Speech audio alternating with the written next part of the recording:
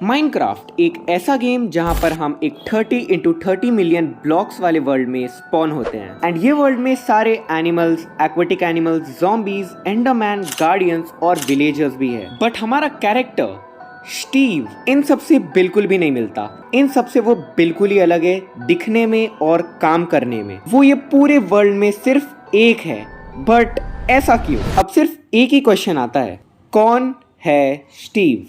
अगर आप सोचते हो कि स्टीव एक ह्यूमन है तो मुझे ऐसा नहीं लगता, क्योंकि माइनक्राफ्ट का स्टीव काफी ज्यादा स्ट्रॉन्ग है ह्यूमन से।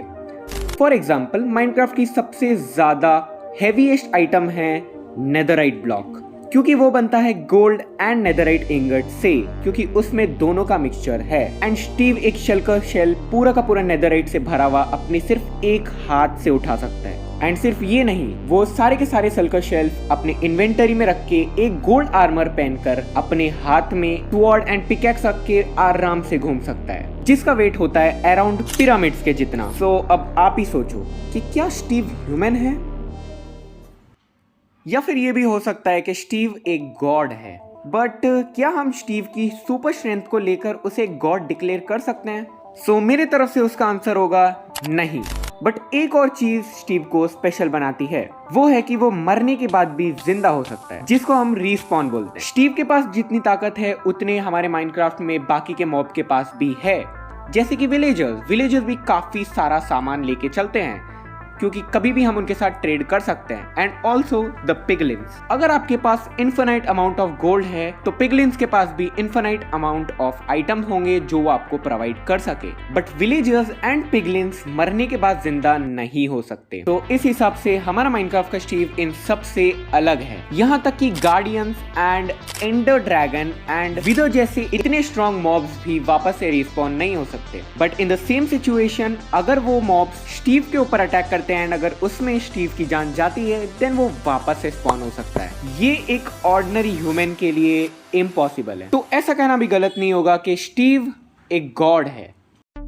बट एक यूट्यूबर द गेम थ्योरिस्ट की माने तो माइनक्राफ्ट में एक टाइम पर 3 बिल्डर की रेस चलती थी, जिन्होंने desert temple, mineshaft and stronghold को क्रिएट करा है। बट अब वो ये वर्ल्ड में क्यों नहीं है? आखिर कहाँ गए वो लोग? तो उसका आंसर है, वो डर के भाग गए थे। हमारे वर्ल्ड में कुछ ऐसा हुआ था जिससे वो डर गए थे एंड उनको एंड वर्ल्ड में जाके छुपना पड़ा। बट यहाँ पर सवाल आता है कि वो एंड वर्ल्ड में क्यों गए?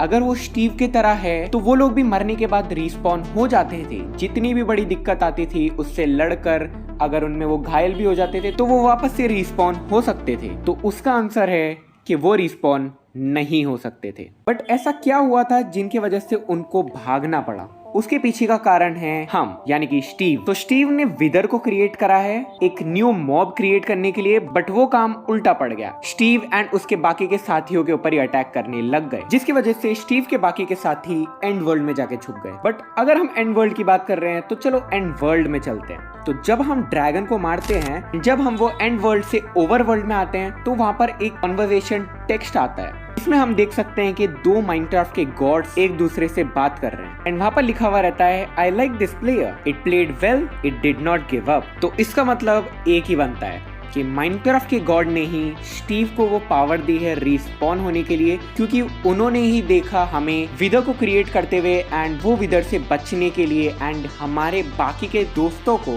बचाने के लिए माइनक्राफ्ट के गॉड ने स्टीव को रिस्पॉन की पावर दी। एंड जब हम ड्रैगन को मारते हैं तो तब हमें एक अचीवमेंट भी मिलता है जिसका नाम रहता है फ्री द एंड। बट अब वो बाकी के लोग कहाँ गए, उसके साथी कहाँ पर है, उसका हमें कोई आइडिया नहीं है। बट उसके पीछे की भी एक थ्योरी है जो कि मैं आगे आने वाले वीडियो में कवर करूंगा। बट अभी के लिए जब आप next time Minecraft Khelo and जब आप अपने स्टीव को देखो तो पूछना, हु इज स्टीव?